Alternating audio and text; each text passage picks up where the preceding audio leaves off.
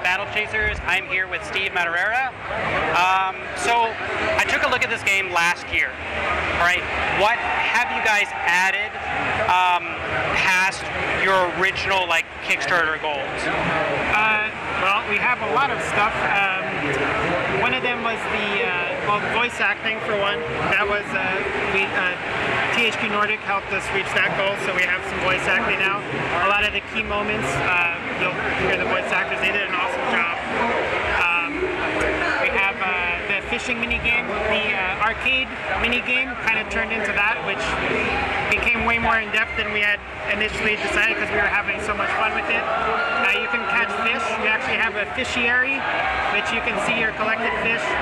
You can actually trade in fish for Shadow Coin to an NPC you meet later. And you can use Shadow Coin to buy a ton of valuable items, including hero skins, which was one of the stretch goals also. The game is a lot longer than we were shooting for initially. That's always a good thing. So I think the playthrough will probably take you around 40 to 50 hours. This is the third dungeon, so this is about maybe 10 to 15 hours into the game, maybe. Okay. Yeah, we kind of just. I think the game turned out to be a lot more. There's just a lot of stuff in there. It's like you guys wanted 1 through 10, and you're sitting here okay, we're at 44. So now where do we go? Yeah. If you want to just quickly through the game manual, which is in here, if you hit the back button, actually, you can go in the game manual. You can see a quick rundown of all the different systems here. You have the town hub. You can upgrade vendors there, unlock new recipes and things like that. There are beast hunts. You can go hunt, find secret boss monsters and get some special rewards. There's crafting. This is the fishing mini game that we showed you before. It turned out to be a lot of fun. The bestiary gets pretty in depth. You can, as you kill enemies, you'll actually learn more about them. So at first, when you find an enemy, you might not know much, but you'll see what their moves are called, what they do, their health and stats, what they drop. There are things called beast perks. So as you kill certain enemies, you'll make progress towards unlocking an achievement essentially, and you'll unlock passive bonuses for everybody. So there's a ton of different, a lot of depth in there, as you're playing through the encounter. So where do I go here to kind of get into a battle? If you go here, there'll be a little talking section, and it'll basically unlock the rest of the dungeon for you to explore. So the heroes are here. This is the abandoned hideout. They followed them back here. You need a password to get through this door, and you'll find that as you're exploring the dungeon, there's 3 bits to the password. Okay. So if you go this way here, you'll get to the next area. You can push in your right analog, and you'll actually see the mini map, so you can get an idea as you're exploring. That was a piece of lore, so as you're exploring dungeons, you'll find lore entries which give more backstory to the dungeon. And if you complete, there's a trap there. As you complete lore entries, if you complete the chain, you'll actually unlock special rewards too. So the combat is turn-based here. Yeah, and it has a charging type of thing. If you don't use certain attacks, it Yeah, so you have your actions here. These are instant. They'll perform right away, and they actually don't cost mana. They'll build up overcharge, which is this little red bar here. And when you use your abilities, which cost mana, it'll actually subtract from that first, so you can be more efficient by using those first. Each hero has special perks, which are talent trees for each hero, which will interact with overcharge. Also, Goalie has one for each point of overcharge you use. She'll get a damage shield. So things like that. If you do abilities, they all have cast times, which you'll see where they'll perform the ability on the initiative bar there. So you can do things there's some synergy, you might do Gut Punch with Calibretto to get Sunder on them, and then use Nolan's Ice Lance, which does more damage if they're chilled or sundered. So you can start casting it even though they don't have Sunder yet, and then if you see Bretto's going to come, you can use his Gut Punch to get it on there before he actually goes and fires off. Okay. Some enemies might do something like take a defensive stance where they get buffed every time they get hit. So you might want to time your longer cast to come off right after they let go of their stance and things like that. Nice. Yeah, like the one thing I liked about it is like it's a very clean looking, like beautiful game. Like the art, the colors and stuff are really nice. Like there's nothing that feels like it's distracting from anything. There's nothing that feels like it doesn't belong.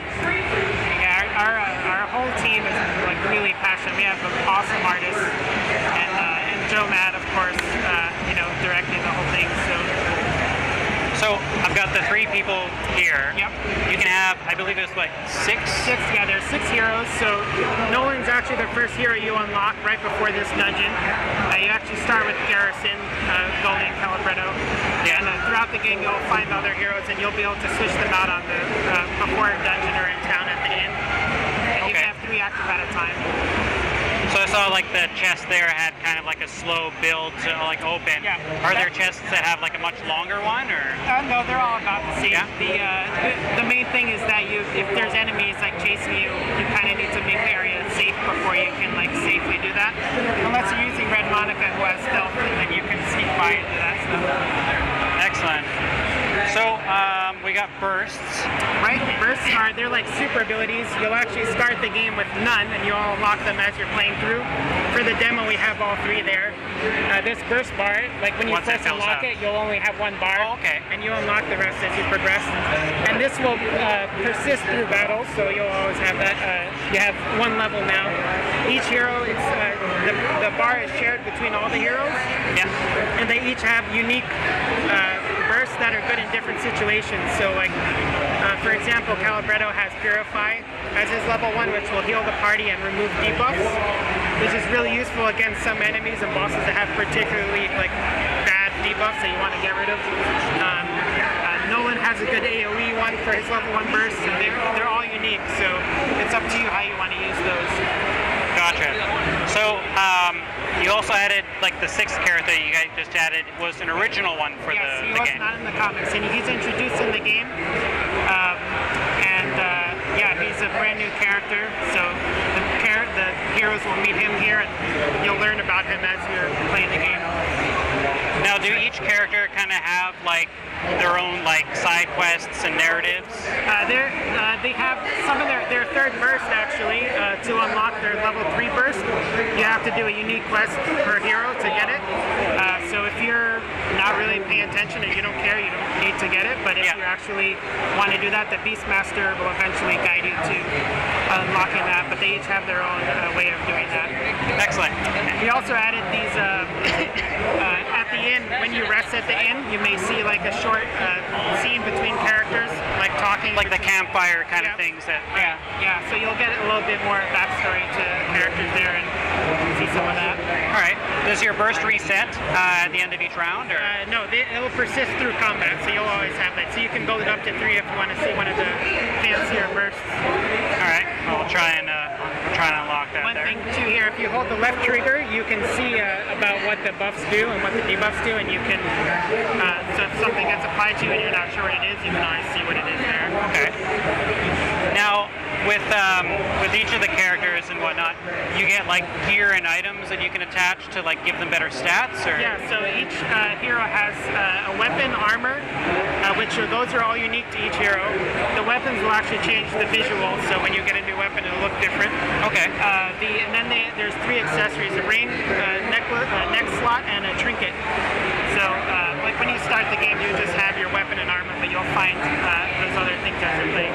So we just had some enemies walk on there. Yeah. So this happens when it's called a combo encounter. So when you run into an enemy in the dungeon, if they're close to other enemies, they'll get pulled in the fight.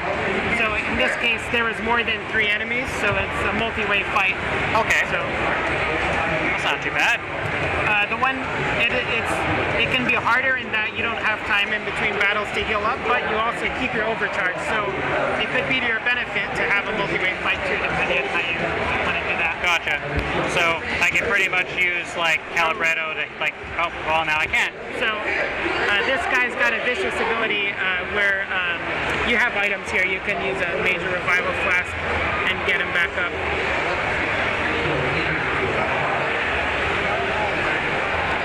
each enemy has their own like style of fighting. So here he went into a defensive stance. So if you hit him while he's in the stance, it'll power up his next attack. So you want to avoid hitting him if possible. Or you can also pick a long cast ability that shows up after his turn when it wears off. You're almost at level 3. You can see his War Machine if you fight a little more. Just wondering if I want to heal my guys. Yeah, sure. You have Healing Wave. It's a really good heal there. You also have potions, which are instant too. Try that as well there. So you have your little timer, guys. Right. Is there ways to affect it to knock them down? Yes. So you have so stuff like his chill will slow them down, so they'll come slower. Her level 2 burst will actually stun everybody. Nolan has this is one of so this is a good single target one. Calibretto has a good AOE one. So Okay, we'll try that one there then. You can do things like Nolan has an ability called Arcane Explosion that will, if they're chilled, it'll actually freeze them and stun them, so that'll push them down. Red Monica has a stun also. And I saw there's lots of like environmental puzzles and stuff with like doors and switches and levers. Yeah, so there's some puzzles, so there's a bunch of things to interact with in the dungeon. I'll let you take a look at this. Yeah. Oh my god.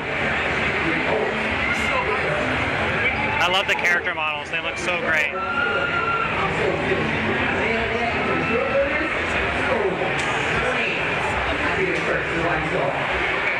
Now, are there like environmental modifiers that you can add to those types of things? All of their dungeon skills will affect combat.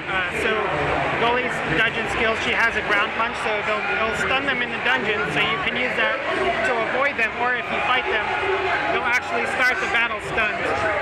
So, and then like Calibretto has a cannon shot, so they'll start the battle on fire.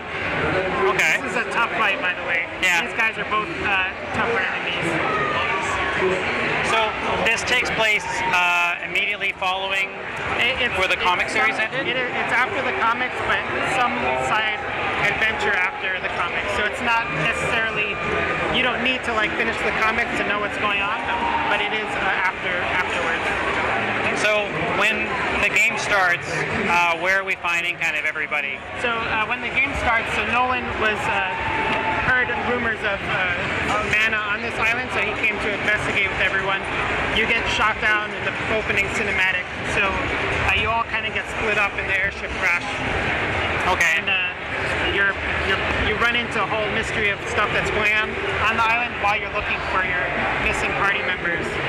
And so this is 3 dungeons in, so it's a little further in. You found Nolan at this point. Yeah.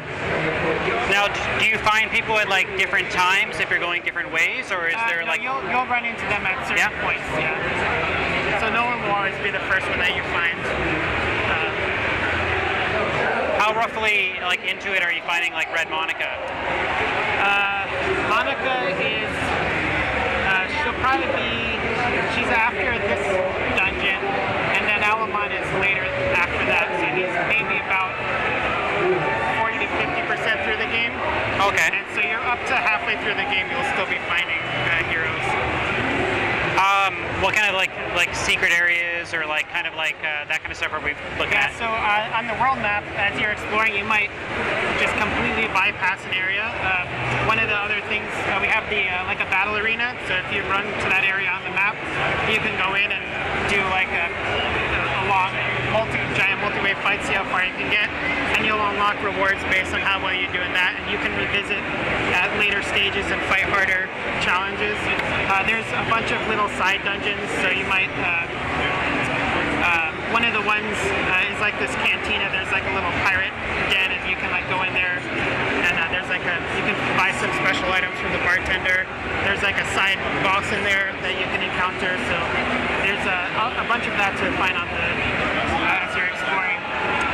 The world map will also fishing, so your lure here will determine how well you can attract fish, and the rod will determine how well you can pull them in. So you'll be getting new rods as you progress. I like the diorama look. It's just like a little slice of a section. It looks really cool. So this these guys are being a little stubborn there. Oh, that's probably a little too far. And I'm doing the same one again. Let's try it again here. But the world map will have, looks like this one may be coming. No, they're ignoring you. Oh, he's coming. Come on. Oh. Alright, that one's coming for sure now. And then you just push with the analog in the opposite direction. So you push towards the splashes. Almost got him. Oh, I got away. That's kind of a neat, like, little distraction. Yeah, and if you hit Y, you can see the fishiary. So there's a ton of different fish that you can catch.